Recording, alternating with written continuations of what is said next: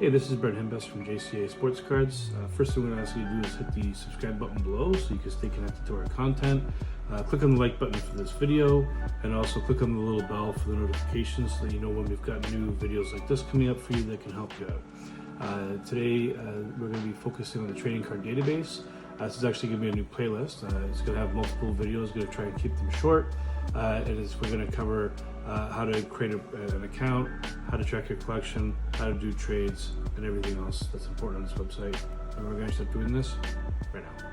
Payment envelope. There you are. That is an envelope. It is plain and it is white. In this community, we're not very big on names, so we just do things very literally.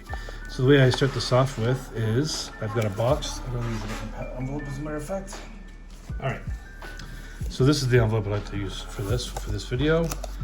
So inside, I'll just go through my process here really quick. So inside the envelope, there's 2 pieces of cardboard. These are Cheerios boxes. How do I do this? I start off with Cheerio boxes. So I take a nice brand new Cheerio box like this. I open up the side, I open up the bottom, fold the whole thing out so that it's basically one giant piece of cardboard. I measure my envelope, I knock off about, I'm Canadian so I use centimeters, I knock off about 1 centimeter on the height and width, and then I mark up the, I just draw lines on the cardboard, and then I cut it on my pieces to fit. So then I went up with 2 nice little pieces of cardboard like that. You take them and you just stick them into the envelope. You'll know you've done it correctly if they fit. Obviously they do because I pulled it out in the first place. And voila. So these 2 pieces of cardboard give really nice support for cards. I've done 100 trades this way. I've received 100 trades. It's not true. I've done 30. I've done 30 trades this way. I've received 30 trades this way, and it's always perfect. These are the cards that I'm looking to trade off, that I've traded, that I'm looking to move. So I'm just going to pull this pack out. Not pack, sorry, but this grouping of cards.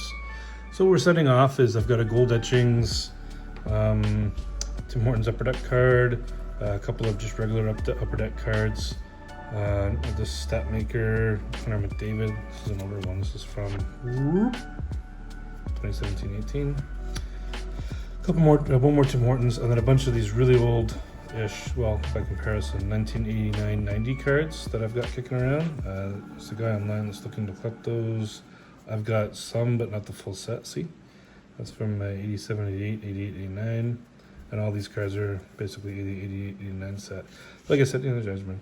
I got Patrick Waugh in here too, but actually the back of the card's a misprint. I told the guy though, I'm very clear on my dealings. So this guy knows that the front of the card is in good shape, it looks normal, but that the back of the card, this is not an error card, this is what's called a misprint card, meaning that the whole card was shifted over and it's just been misprinted.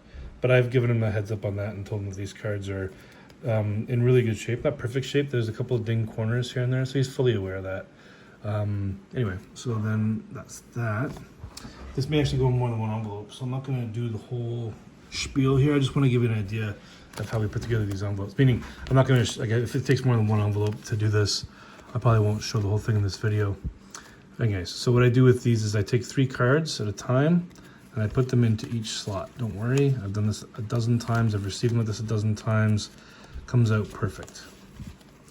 So you just put those 3 in there, like that. The cards don't get damaged. They don't get like leached onto each other or anything. The first time I received one like this, I was like, oh, I thought there might be some problems with the cards, but they were perfect.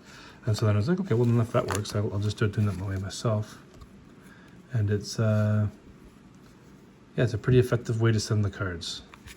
Cost effective. Because I can send this whole envelope within, well, if I send it within Canada, it'll cost me about $2. And if I send an envelope like this to the States, it'll cost about $3 to $4. I don't know why. I constantly hear from a lot of Americans that it's exorbitantly expensive to ship cards to Canada. I don't know if that's true or not, because I don't live in the States and I don't ship from there. But this is what they tell me. So I'm not sure if that means that they're using the plain one envelope method, or if they're using something less effective than that. Anyways, just bear with me a second here. We're getting close to done this one. 1, 2, 3.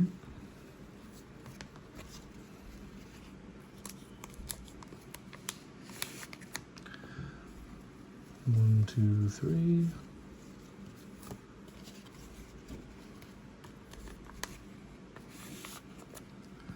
And 1, 2, 3. So we have a couple of cards left over. And so what I usually do with the cards left over is I got 4. I'll take 2 and 2.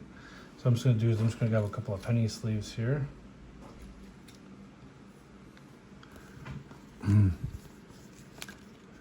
So this is obviously 27 cards in the main sleeve, 29 there, and then 31 with these two.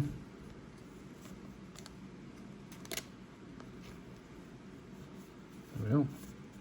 So now the way we fold this up is one, since everything like on the top of the sleeves here is open, we want to do first is fold this down and then fold this one up.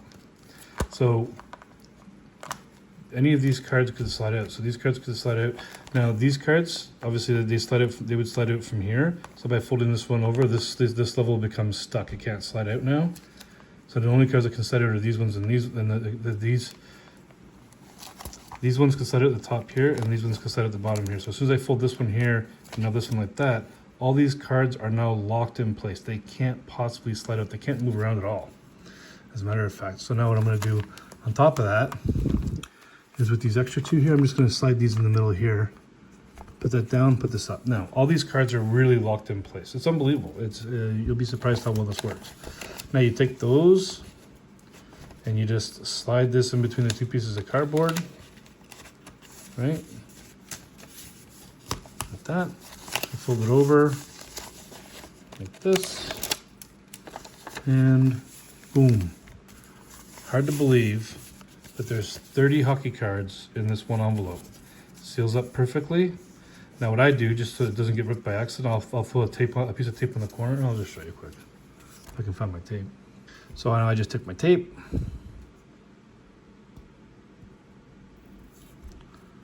throw that on the corners just to keep it from accidentally ripping while it's being shipped.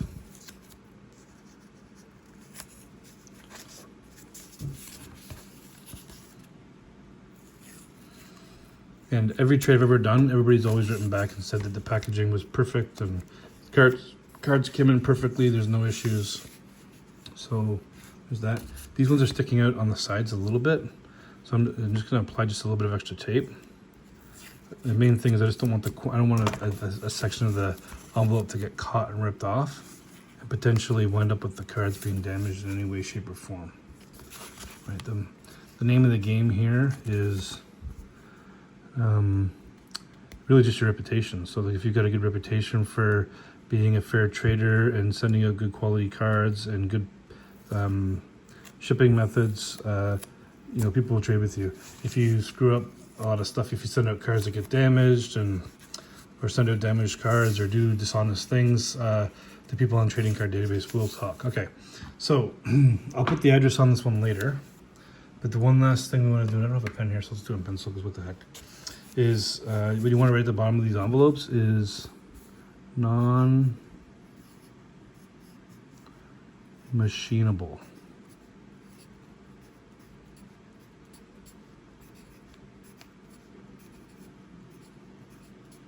Okay, this tells the post office two things. One, don't just slide this into one of those kind of machines because the machines could damage the cards or even just get jammed. And secondly, don't fold it. So that message is implied by both those. And then what I'll do with the rest is I'll just put the address of the person I'm mailing to the front, and in the back here I'll just put my return address, and I put the transaction number. Sometimes I do it in the cardboard on the side, but I forgot this time. But I'll put the transaction number at the bottom here, and when the person gets, actually no, I put the transaction number underneath their address. So I'll put that there, and then when the person gets it, they'll know what to apply it to. That's the plain wet envelope method.